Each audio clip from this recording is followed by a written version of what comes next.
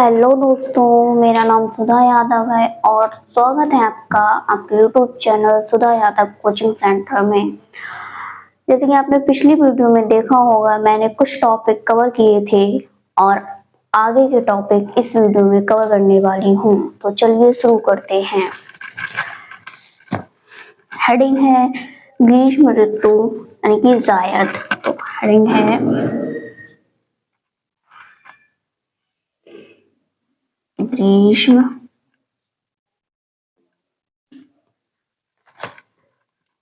ऋतु।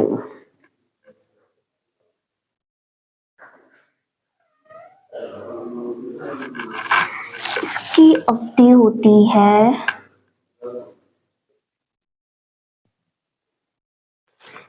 होती है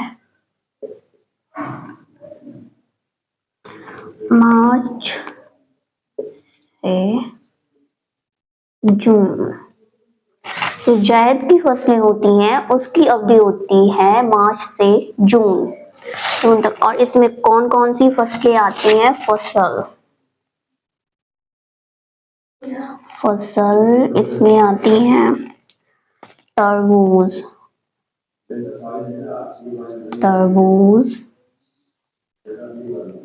खीरा, फलियां,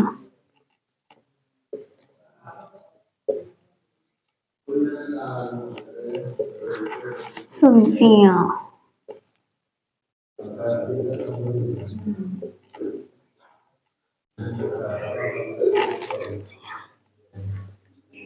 फल। जो ग्रीष्म ऋतु जायद, जिसको जायद बोलते हैं, जो जायद की फसलें होती हैं उसकी अवधि होती है मार्च से जून तक। और फसल, इसमें फसलें आती हैं तरबूज, खीरा, फलियां, सब्जियां, फल इत्यादि। ये मतलब जो सब्जियां होती है वो मार्च से जून के बीच में ही तैयार हो जाती हैं। इसमें आता है पॉइंट नंबर 1, बिजली के विस्तार ने सिंचाई व्यवस्था में सुधार हुआ। परिणाम स्वरूप किसान दोनों खरीफ और रबी दोनों ऋतुओं की फसल उगाने में सफल हो सके। यानी मतलब जब बिजली का विस्तार हुआ तो पानी की व्यवस्था बढ़ गई, तो उसकी वजह से वो खरीफ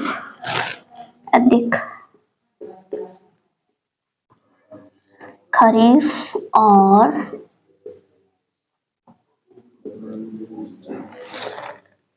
खरीफ और रबी मतलब दोनों ऋतुओं की फसलें वो उगाने में सक्षम हो सके। और दूसरी हेडिंग है खेती करने के तरीके। हेडिंग है खेती करने के तरीके। यह है हेडिंग। इसमें आते हैं परंपरागत कृषि, आधुनिक कृषि। लिखेंगे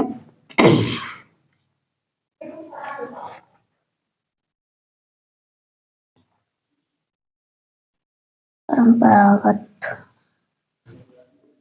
कृषि, दूसरी है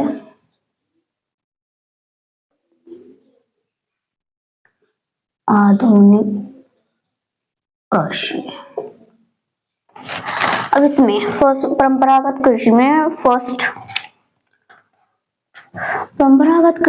फर्स्ट पॉइंट है कृषि में पारंपरिक बीजों का प्रयोग। यानी कि जो परंपरागत कृषि है उसमें पारंपरिक बीजों का यूज होता था। और इसमें आधुनिक कृषि में अधिक उपज पैदा करने वाले HYV का प्रयोग होता था। जो मतलब ज्यादा फसल जिसमें उगती है उस बीज का इसमें यूज होता था, जो है HYV। दूसरा पॉइंट है इसमें परंपरागत कृषि में कम सिंचाई की आवश्यकता, इसमें कम सिंचाई की आवश्यकता होती है। आधुनिक कृषि में ज्यादा सिंचाई की आवश्यकता होती है। तीसरा पॉइंट है उर्वरकों के रूप में गाय के गोबर अथवा दूसरी प्राकृतिक खाद का प्रयोग। पारंपरिक कृषि में गाय के गोबर अथवा दूसरी प्राकृतिक खाद का प्रयोग होता है। आधुनिक कृषि में रासायनिक खाद और कीटनाशकों का प्रयोग किया जाता है। इसमें पारंपरिक कृषि में पारंपरिक हल का प्रयोग होता है, जो मतलब पुराने जमाने के हल होते हैं उनका प्रयोग होता था। आधुनिक कृषि में मशीनों का प्रयोग होने लगा होता है। पारंपरिक कृषि में कुओं, नदी, तालाब से सिंचाई होती है। पारंपरिक जो कृषि है उसमें कुआं, नदी आदि से सिंचाई होती है। आधुनिक कृषि में नलकूपों और पंपिंग सेट के द्वारा सिंचाई होती है। तो इसमें बहुत ज्यादा डिफरेंस है। अब आती है हरित क्रांति। हेडिंग है हरित क्रांति। हरित क्रांति, यह है हेडिंग नंबर। हरित क्रांति द्वारा भारतीय कृषकों ने अधिक उपज वाले HYV के द्वारा गेहूं और चावल की खेती करना सीखा। जो भारतीय कृषक थे उन्होंने HYV के बीज के द्वारा गेहूं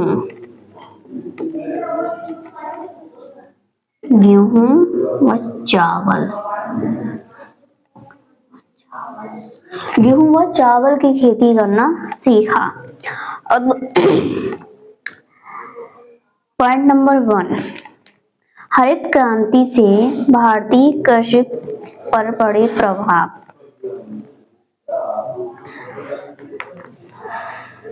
हेडिंग नंबर 2,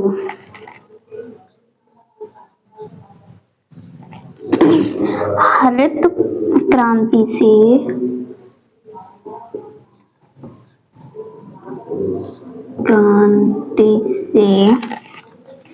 भारतीय कृषि पर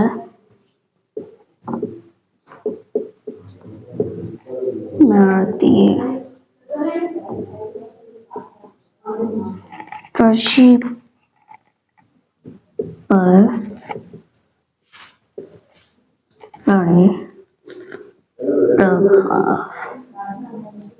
अब मैं बताने जा रही हूँ हरित क्रांति से भारतीय कृषि पर पड़े प्रभाव। तो अब मैं इसके पॉइंट बताने जा रही हूँ, तो आप लोग इसके पॉइंट को अच्छे से नोट डाउन कर लेना। पॉइंट नंबर 1, हरित क्रांति ने भारतीय कृषकों को ज्यादा उपज वाले बीज HYV के द्वारा चावल और गेहूं की खेती करने के तरीके सिखाए। जो हरित क्रांति से भारतीय कृषकों पर प्रभाव पड़े वो ये थे कि मतलब जो भारतीय कृषकों ने जो हरित क्रांति ने सिखाया HYV के द्वारा चावल और गेहूं की खेती करने के उन्हें तरीके सिखाए।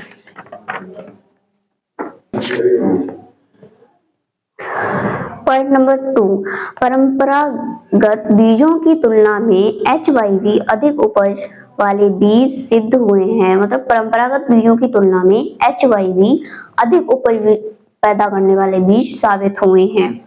पॉइंट नंबर 3, किसानों ने खेती में ट्रैक्टर और फसल काटने की मशीनों का प्रयोग करना प्रारंभ कर दिया। मतलब हरित क्रांति ने उन्हें सिखाया, किसानों ने ट्रैक्टर और फसल काटने वाली मशीनों का उपयोग करना शुरू कर दिया। इससे उनका काम थोड़ा आसान हो गया और जल्दी होने लगा। पॉइंट नंबर 4, रासायनिक खादों का प्रयोग करना शुरू किया। पॉइंट नंबर 5, प्राकृतिक संसाधनों का उपयोग किया गया। अब आती है हेडिंग है हरित क्रांति से मृदा को नुकसान। चलिए देखते हैं हेडिंग नंबर 3। हेडिंग है हरित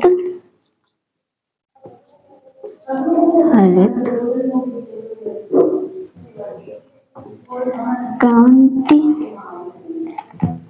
से मृदा को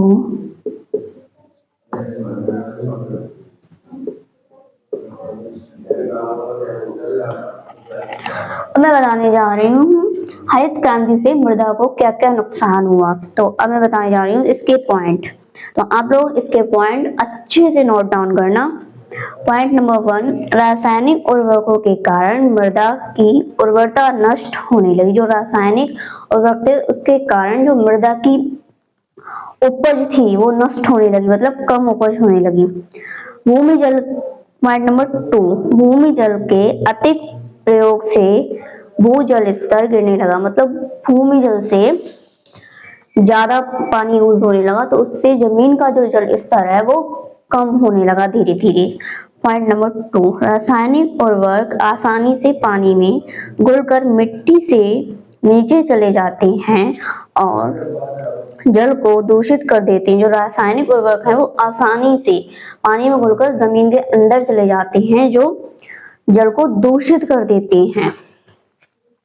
आता है पॉइंट नंबर 4, ये बैक्टीरिया और सूक्ष्म जीवाणु नष्ट कर देते हैं जो मिट्टी के लिए बहुत जरूरी होते हैं। ये बैक्टीरिया और सूक्ष्म जीवाणु को नष्ट कर देते हैं जो मिट्टी के लिए, मतलब फसल पैदा करने के लिए बहुत ज्यादा जरूरी होते हैं। आती है हेडिंग नंबर 4, पालमपुर में भूमि का विवरण।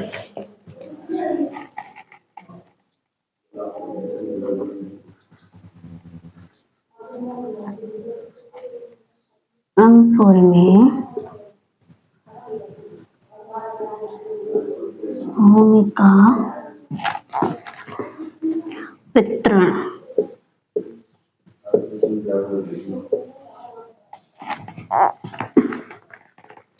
हेडिंग नंबर 4, हेडिंग है पालमपुर में भूमि का वितरण।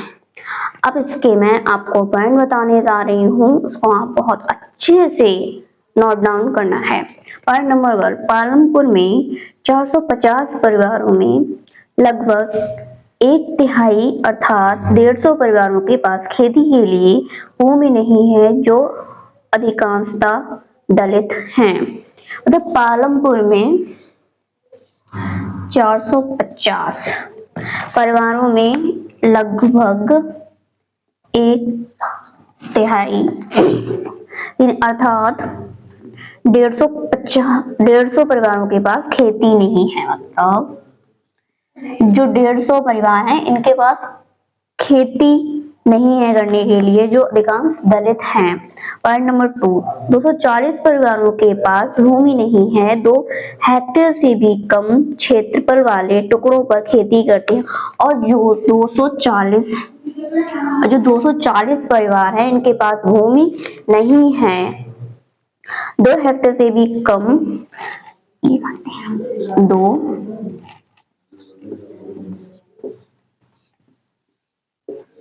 हेक्टेयर,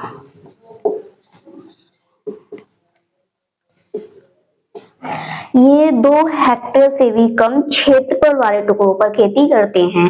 पॉइंट नंबर 3, 8 ऐसे टुकड़ों पर खेती करने से किसानों के परिवारों को पर्याप्त आमदनी नहीं होती है। पॉइंट नंबर 4, कुछ बड़े किसानों के पास 10 हेक्टेयर या इससे अधिक भूमि है।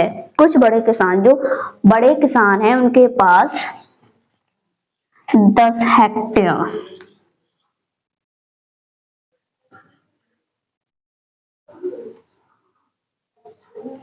के पास 10 हेक्टेयर, उनके पास 10 हेक्टेयर से अधिक भूमि है जिसमें वो खेती करते हैं। हेडिंग है पालमपुर गांव में भूमिहीन किसानों का संघर्ष। मतलब पालमपुर गांव में किसानों को भूमि से लेकर क्या संघर्ष करने पड़ते हैं, अब मैं आपको बताने जा रही हूँ इसके पॉइंट। पॉइंट नंबर 1, भूमिहीन किसान दैनिक मजदूरी पर काम करने के लिए मजबूर हैं। पॉइंट नंबर 2, इन्हें अपने लिए प्रतिदिन काम ढूंढते रहना पड़ रहा है। पॉइंट नंबर 3, सरकार द्वारा मजदूर की दैनिक दिहाड़ी न्यूनतम रूप में 60 रुपए निर्धारित की गई है। मतलब जो सरकार द्वारा मजदूरी निर्धारित की गई है वो है 60 रुपए। 60 रुपए। पॉइंट नंबर 4, परंतु केवल मात्र 35 से 40 रुपए ही मिलते हैं। सरकार द्वारा दिहाड़ी निर्धारित की गई है 60 रुपए, पर उन्हें मिलते हैं 35 से 40 रुपए ही उन्हें मिल पाते हैं। पॉइंट नंबर 4, खेती हर श्रमिक कर्ज के कारण अधिक कष्ट झेल रहे हैं। हेडिंग है पालमपुर के दुकानदार। हेडिंग है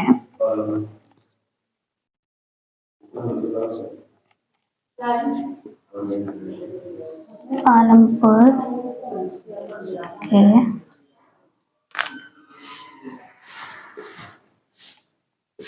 के दुकानदार। हेडिंग है पालमपुर के दुकानदार। अब मैं इसके पॉइंट आपको बताने जा रही हूँ। पॉइंट नंबर 1, दुकान पर प्रतिदिन की वस्तुओं को थोक रेट पर खरीदते हैं और गांव में बेचते हैं। मतलब पालमपुर के जो गांव के लोग हैं वो मतलब प्रतिदिन थोक के रेट में खरीदते हैं और फिर गांव में जाकर बेचते हैं। जैसे कि चिप्स हो गया, पापड़ हो गया, कुछ भी हो गया, वो जो थोक के रेट में खरीद के फिर गांव जाकर बेचते हैं उन्हें। अब पॉइंट नंबर 2, गांव में छोटे जनरल स्टोर में चावल, गेहूं, तेल, बिस्कुट, साबुन आदि बेचते हैं। गांव में छोटे जनरल स्टोर, इसमें यह बेचते हैं चावल, गेहूं, चाय, तेल, साबुन आदि। जो गांव के छोटे जनरल स्टोर हैं उसमें चावल, गेहूं, चाय, तेल, साबुन इत्यादि बेचते हैं। पॉइंट नंबर 3, कुछ परिवारों ने जिनके घर बस स्टैंड के निकट होते हैं उन्होंने अपने घर के ही एक भाग में छोटी दुकान खोल ली है। जिनके घर बस स्टैंड के पास होते हैं उन्होंने अपने घर के ही कुछ हिस्से में एक छोटी सी दुकान खोल ली होती है। पॉइंट नंबर 4, वस्तुओं के साथ साथ खाने पीने की चीजें भी बेचते हैं। तो वीडियो ये आज यहीं पर खत्म करते हैं। नेक्स्ट वीडियो में आपके लिए लेके आएंगे इस चैप्टर के क्वेश्चन आंसर। तो अगर आपको ये वीडियो अच्छी लगी हो तो लाइक, कमेंट, सब्सक्राइब जरूर करें।